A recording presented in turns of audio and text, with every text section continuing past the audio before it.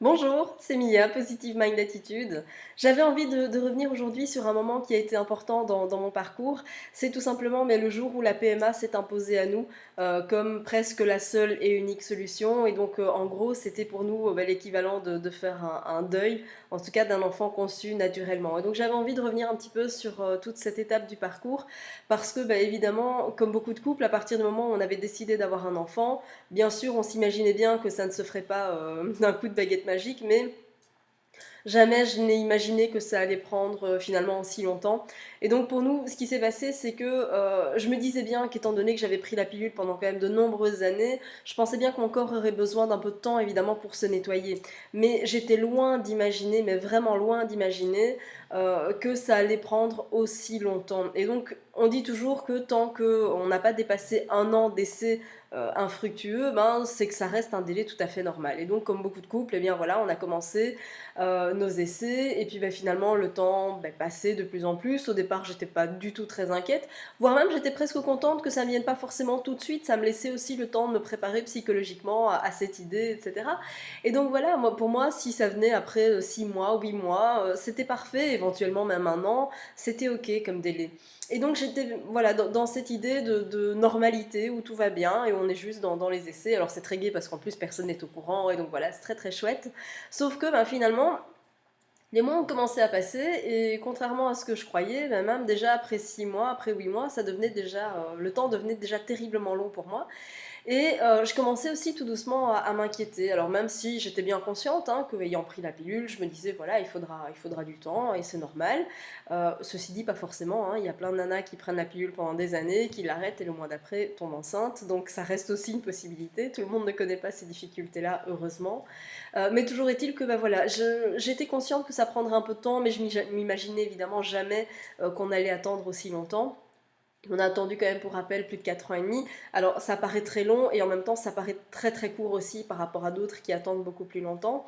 Toujours est-il que voilà, à partir du moment où on était en essai, moi j'avançais aussi quand même doucement en âge et donc la trentaine approchait, même si je suis parfaitement consciente que c'était pas comment dire particulièrement tard pour avoir un enfant, je suis aussi consciente que la fertilité commence déjà à diminuer très, très drastiquement et ça diminue vraiment encore plus à partir de l'âge de 35 ans. Donc l'idée pour moi était de me dire, même si voilà, j'étais ok, je n'étais pas très alarmiste par rapport à mon âge, je savais aussi que le moment était venu pour moi de ne pas trop traîner malgré tout. Et donc j'ai eu la chance d'avoir un super gynécologue qui effectivement a assuré une prise en charge assez rapide. Et donc on a commencé doucement à passer tous les examens, j'ai envie de dire, de routine pour voir si tout se passait bien. Et là aussi, ça prend quand même un certain délai pour pouvoir les faire, mais bizarrement, j'ai fait tous les examens sans broncher et de façon très naturelle parce que pour moi, c'était une suite logique, parce que je voulais découvrir ce qui n'allait pas en fait. Bon, alors ce qui s'est passé, c'est que d'examen en examen, finalement, il s'est avéré qu'on ne trouvait pas grand-chose. Alors ok, j'ai un utérus rétroversé, mais ça n'empêche absolument pas une grossesse. Il y a de nombreuses femmes qui en ont un, et donc voilà, c'est quelque chose de tout à fait habituel.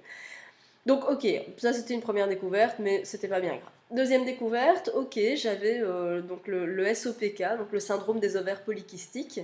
Euh, donc ça engendre quoi? C'est pas très grave non plus. La seule chose, c'est que effectivement, le syndrome des ovaires polykystiques engendre des cycles irréguliers. Donc forcément, si une femme qui n'a aucun problème de fertilité, eh bien, va ovuler 12 fois sur une année. Moi, j'ovulais peut-être 5 ou 6 fois grand maximum sur une année. Donc forcément, ça réduit aussi mes chances d'avoir un enfant, puisque j'ovule beaucoup moins souvent qu'une femme qui n'a pas ces problèmes-là. Donc d'accord, c'était peut-être une explication potentielle, mais il y a des tas de femmes qui ont un syndrome d'ovaire polykystique et qui réussissent malgré tout à avoir un enfant très rapidement. Donc ceci n'expliquait pas forcément cela. J'étais consciente que c'était peut-être un frein, mais que ça n'empêchait en tout cas nullement une grossesse. Et donc finalement, on a commencé à approfondir les examens.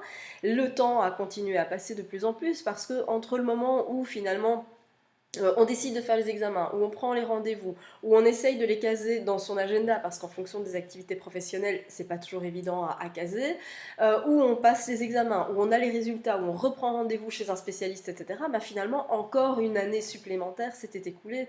Et donc, c'est vrai que le temps, quand on est dans cette attente d'un enfant, qu'on soit suivi médicalement ou non, mais évidemment, c'est évidemment très très long, et ça a des délais à rallonge. Et donc, ce qui s'est passé, c'est que au bout d'un moment, cette attente pour moi devenait presque insupportable. Et donc j'ai finalement pris la décision de, entre guillemets, prendre les choses en main. En fait, c'était tout le contraire, puisque je ne m'en remettais qu'au médical. Mais bref, j'ai finalement demandé à mon gynécologue si j'avais la possibilité de passer à une aide médicale pour avoir cet enfant tellement attendu, parce que voilà, ça devenait très compliqué, et finalement on ne me trouvait rien. Alors, pour vous dire à quel point on est mal dans ces cas-là, j'en étais à espérer qu'on me découvre une maladie. Donc c'est juste pour vous dire à quel point on est loin, mais parce que pour moi c'était juste intenable et insoutenable de ne pas comprendre ce qui freinait ma grossesse. Et donc j'en étais presque à croiser les doigts pour qu'on me découvre une maladie, parce que ça aurait enfin pu expliquer finalement le fait que je n'y arrive pas. Et donc, j'ai finalement demandé à mon médecin s'il était possible d'aller et d'avoir une aide médicale pour ça.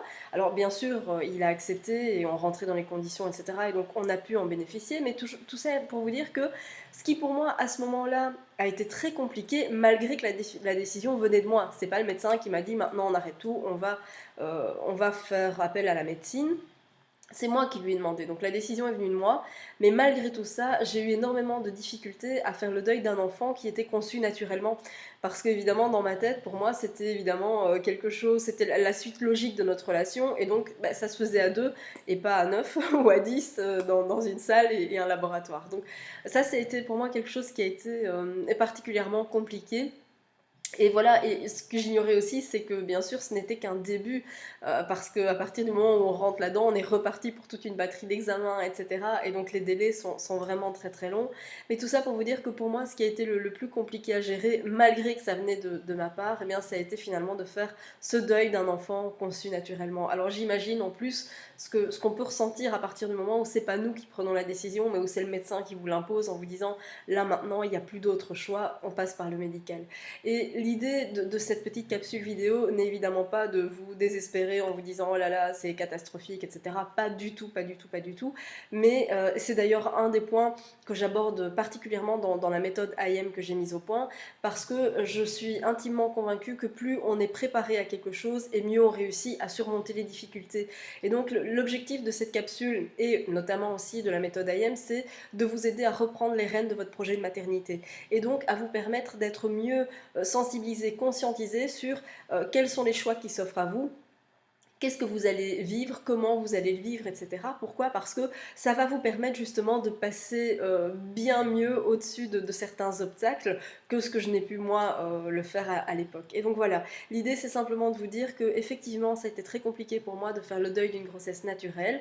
Toujours est-il, c'est pas quelque chose qui doit vous freiner, parce que je suis aussi intimement convaincue que l'aide médicale est quelque chose d'extraordinaire aujourd'hui, même si malheureusement ça fait pas tout. Hein. Sinon on aurait des statistiques qui frôlerait les 100% et on en est très très loin malheureusement. Mais en tout cas c'est une aide à ne pas négliger, comme comme je l'explique évidemment dans la méthode, pour moi, il y a trois piliers qui sont vraiment indispensables et indissociables. C'est bien sûr de travailler sur son développement personnel, c'est-à-dire de se mettre dans les meilleures conditions, de travailler pour booster son état d'esprit. C'est d'ailleurs ce que font les plus grands sportifs. Tous les sportifs vous diront qu'une condition physique optimale ne suffit pas. Et bien pour la fertilité, c'est pareil. Une super condition physique ne suffit pas. C'est indispensable, mais ça ne suffit pas. Et donc il faut impérativement travailler votre état d'esprit. Donc travailler vraiment au niveau de l'inconscient, j'insiste sur le niveau de l'inconscient. Évidemment, préparer votre corps pour cette future maternité. Comme je le disais, un corps dans une condition de santé optimale, c'est indispensable. Et donc ça passe par une alimentation, des heures de sommeil, éviter les consommations de sucre, etc. Mais donc voilà, c'est de pouvoir préparer votre corps. Et ensuite, le troisième pilier qui pour moi est indispensable, c'est aussi une aide médicale et en tout cas des méthodes au moins qui sont alternatives. Je pense notamment à de l'acupuncture, à de la sophrologie. Il y a tout un tas d'aides médicales et de méthodes alternatives qui existent et dont il ne faut surtout pas se priver. Donc voilà, l'idée de cette capsule, c'était surtout ça, c'était voilà, de vous sensibiliser, de te permettre de savoir, ok, qu'est-ce qui m'attend, qu'est-ce qui est le plus compliqué, parce que finalement ce qui est le plus compliqué pour moi ne sera pas le plus compliqué pour d'autres.